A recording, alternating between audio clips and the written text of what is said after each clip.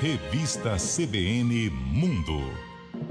Converso agora com o cientista político André Leicht. Ele é especialista em contra-terrorismo, doutorando em ciências políticas pela Universidade de Córdoba, especialista em política do Oriente Médio. A minha pergunta para o André Leicht aqui nesse último quadro do Revista CBN: o que mudou 20 anos após os ataques às Torres Gêmeas, os ataques terroristas nos Estados Unidos? André, boa tarde. Boa tarde, Pétria. Boa tarde a todos. Obrigado mais uma vez. Um prazer estar aqui com vocês. Então, Pétria, eu acho que mudou tudo, na verdade, né? Eu estava até refletindo sobre isso agora há pouco pela manhã. Mudou totalmente as relações internacionais entre os países, mudou o conceito de contra-terrorismo, mudou o conceito de segurança nacional na teoria e na prática. Mudou a relação entre as agências de segurança dos países, Polícia Federal com o Serviço Secreto, que foi uma das coisas que aconteceram nos Estados Unidos, né? Que foi a falta de liquidez de informações que poderiam sair da CIA e ir para o FBI a respeito de algumas pessoas que eles estavam seguindo e poderiam... Enfim, tem gente que fala que poderia ter evitado o atentado, tem gente que diz que talvez não evitaria o atentado, mas... Enfim, não dá para saber agora. Então, assim, muita coisa mudou. E eu poderia até arriscar dizendo que o mundo não é um lugar mais seguro, mas os Estados Unidos são um lugar mais seguro hoje do que há 20 anos atrás. Então, assim, os Estados Unidos são mais seguros, é mais difícil fazer um atentado hoje do que há 20 anos atrás, principalmente usando aeroportos, né? É praticamente impossível conseguir fazer isso nos Estados Unidos, mas o mundo é um lugar mais inseguro. Tem mais grupos terroristas, tem mais... Esses grupos que já existiam têm mais dinheiro, os que não existiam agora existem. Então a gente tem um mundo mais inseguro, que tem mais terrorismo do que tinha há 20 anos atrás. André, eu tenho tanta pergunta para te fazer. A minha primeira pergunta nesse sentido, que você já tangencia agora, na época em que os ataques acontecem, os Estados Unidos, na tua avaliação, nos teus estudos pela ciência política hoje, né, comparada e tudo mais, subestimaram o poder da Al-Qaeda e do Osama Bin Laden, porque já se tinha informação, ele falava abertamente, e talvez você possa até comentar como que é o comportamento desses grupos terroristas, se eles seguem um padrão, mas o Bin Laden já falava que os Estados Unidos eram um inimigo a ser combatido. Nesse momento, se subestima o poder desse grupo terrorista, dessa célula terrorista? Como é que você vê esse momento de enfrentamento desses fundamentalistas? Olha, quando a gente fala os Estados Unidos subestimavam ou subestimaram, a gente está falando de um conjunto de pessoas, né, de oficiais e generais e pessoas que trabalhavam com defesa na época, que eventualmente acompanhavam e seguiam membros da Al-Qaeda e seguidores de Bin Laden, que já tinha declarado guerra aos Estados Unidos, já tinha cometido também atentados, né, na África, né, no Quênia, tinha matado já centenas de americanos e africanos em atentados que destruíram as embaixadas americanas. Então, assim, não era uma pessoa nova, o grupo não era um grupo novo, porém a Al-Qaeda... Quando acaba a guerra do Iraque, a Al-Qaeda é um grupo pequeno, a Al-Qaeda é um grupo de rebeldes jihadistas que queriam expulsar os soviéticos e ninguém deu muita bola para eles. A questão aqui é a ousadia. Talvez eles não subestimaram a capacidade, mas subestimaram a ousadia. Porque capacidade, um grupo terrorista nunca tem muita capacidade comparado com o exército. Jamais um grupo vai ter mais poder que o exército, tirando raras exceções, como, por exemplo, o Hezbollah e o exército do Líbano. O exército do Hezbollah, né, a capacidade militar do Hezbollah como grupo terrorista no Líbano é mais forte que o exército libanês. Mas, tirando algumas exceções, o Al-Qaeda é mais fraca que o exército afegão, pelo menos era. Né, o Hamas é mais fraco que Israel, o Al-Qaeda é mais fraca que os Estados Unidos. Agora, a ousadia de utilizar... Eles utilizaram aviões locais, eles não têm mísseis, então eles pegam um avião cheio de gasolina que ia para a costa oeste. Então o avião já tem milhares de litros de gasolina que vão ser usados como uma bomba. E aí eles, de repente, têm uma capacidade muito maior do que eles tinham naquele momento. E aí eles vão ser ousados a ponto de cometer esse atentado. Então, assim, talvez não passou na cabeça dos americanos que eles teriam a ousadia e a capacidade de operacionalizar um atentado orquestrado com 4 aviões que iriam ser atirados nos 3 símbolos de poder nos Estados Unidos. André, quando os Estados Unidos capturam Bin Laden em 2011, né, quando ele é morto em 2011 no Paquistão, como é que você vê o movimento dessas células, desses grupos terroristas? A Al-Qaeda, então, eu queria a tua análise, ela perde força, mas ela influencia outros grupos? Aí a gente está falando também de Talibã, a gente está falando também do nascimento do Estado Islâmico. Como é que a gente vê essas forças ou essas influências em relação a quem foi o Bin Laden?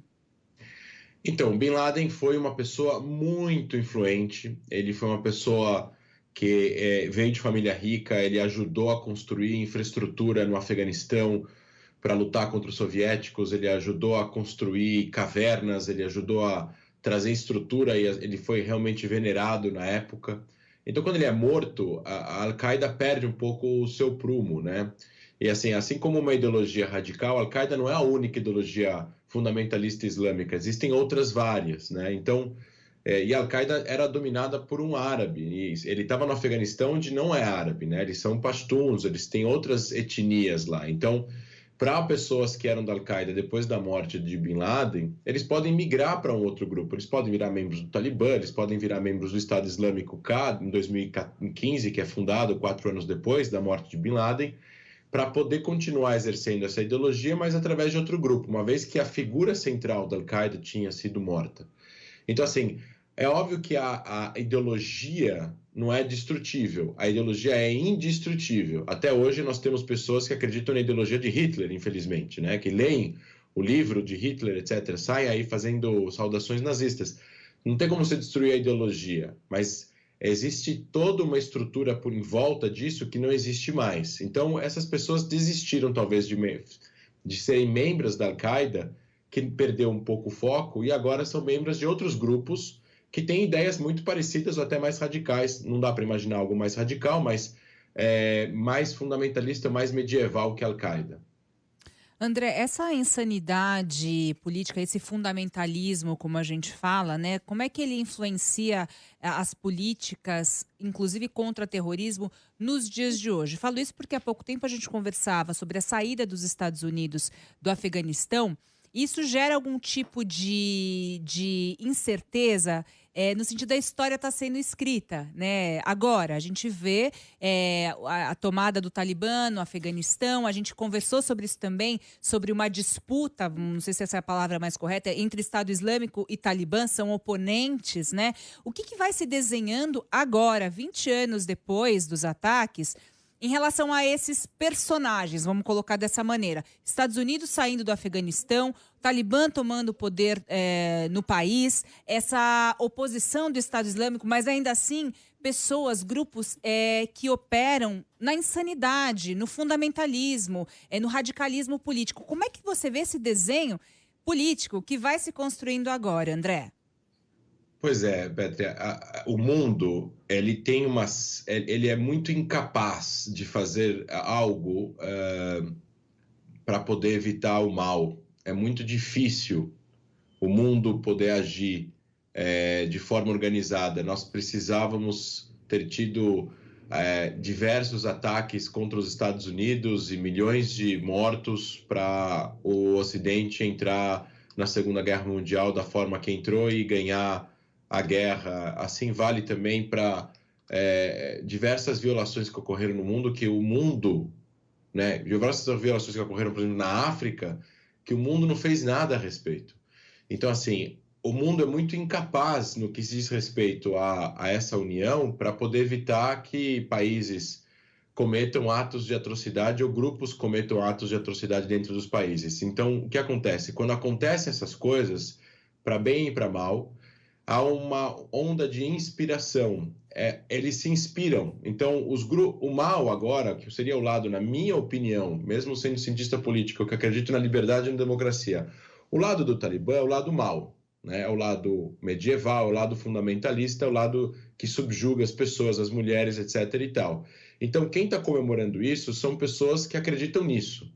Agora, a capacidade do mundo de evitar que isso aconteça é muito pequena, porque da mesma forma não evitaram o genocídio de Ruanda, o genocídio de Darfur, a Primavera Árabe, que se transformou em guerras civis sangrentas na Síria e em outros lugares do mundo árabe, que infelizmente morreram centenas de milhares de pessoas. O mundo não tem a capacidade de conseguir evitar que essas coisas aconteçam. Então, o que acontece com a saída dos Estados Unidos, com a subida do Talibã, apenas inspira outros lugares a acontecer a mesma coisa. Quando acontece as coisas, quando acontece o contrário, por exemplo, a gente poderia voltar em 2013, a queda de Saddam Hussein com a entrada dos Estados Unidos no Iraque, mesmo que tenha sido de uma forma um pouco mentirosa, que ele tenha inventado lá um monte de histórias a respeito de armas de destruição em massa, mas quando aconteceu e Saddam Hussein caiu, isso inspirou o mundo a tentar tirar regimes que oprimem as suas pessoas, regimes ditatoriais. Isso deixa outros ditadores com medo,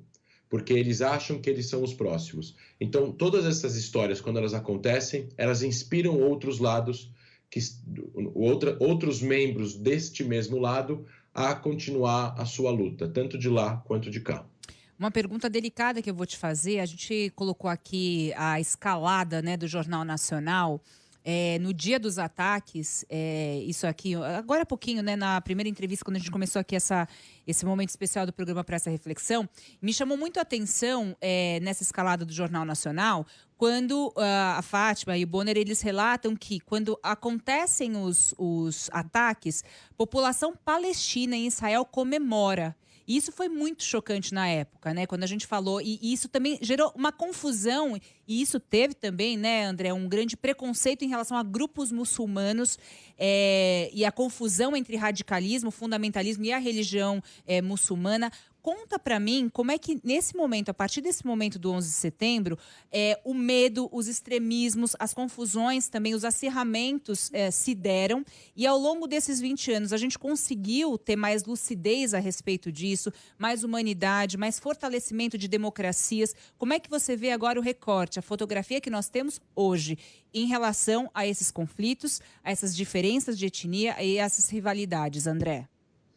Então, Pétria, os palestinos que moraram, que foi em Ramallah especificamente, né, a capital administrativa da Autoridade Palestina, foi visto como uma forma muito ruim, porque eles estavam negociando com Israel e com os Estados Unidos, ajudando eles a negociarem um acordo de paz para a eventual criação de um Estado para os palestinos. E quando os americanos veem palestinos comemorando a destruição e a morte de 3 mil pessoas, eles falam, o que a gente está fazendo tentando ajudar os palestinos? No final das contas, eles estavam tentando ajudar os palestinos também.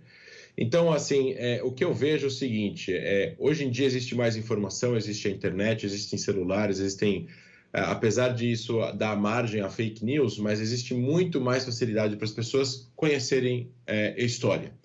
Então, eu acho que as pessoas se aproximaram mais, né? Em 2001, se perguntasse para um americano onde fica o Afeganistão, ou aqui no Brasil, muitas pessoas não iam saber nem onde está no mapa o Afeganistão. E olha que é um país maior que a Alemanha.